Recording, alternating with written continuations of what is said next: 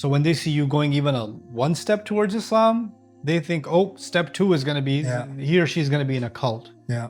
And they're just going to cut us off and all of that. Those people couldn't get a real job. That's why they have that job. Yeah. So I sure as hell don't want my kids going down that path. I've been talking to my dad like Do you remember the first customer that asked us about the wine? no. She walked in. He was the most devout Christian I've ever met in my life. And to the point where I became a better Muslim because of him. Because of him. That's so incredible.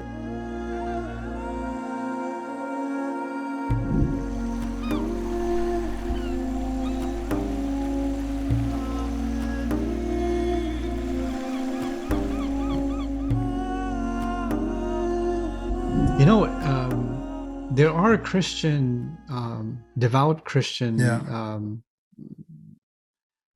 communities that speak out against the consumption of alcohol. Yeah. And talk about how that's a biblical imperative. Yeah. I actually got a friend for that story. Tell me. So when I was in uni, when me and him, I met him towards like the middle of college when we were in our course. But when I started with a guy from Ecuador.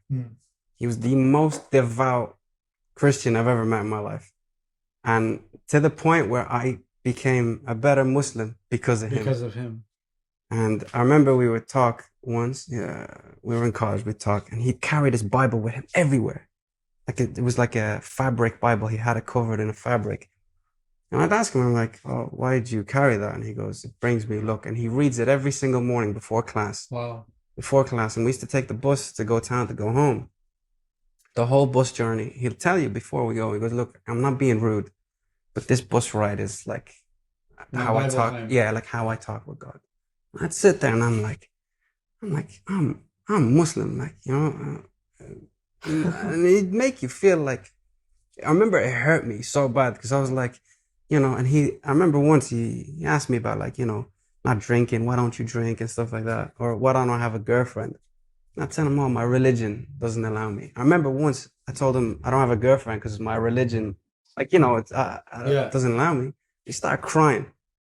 And he goes, my religion says the same, but I still have one. He's like, it hurts me to admit it, you know? Wow. And I remember the way he was so committed with his own religion. Like, I remember I started taking my religion serious. Yeah, so like, because of him. So believe it or not, I learned more about my religion, not from a sheikh, Instagram, YouTube.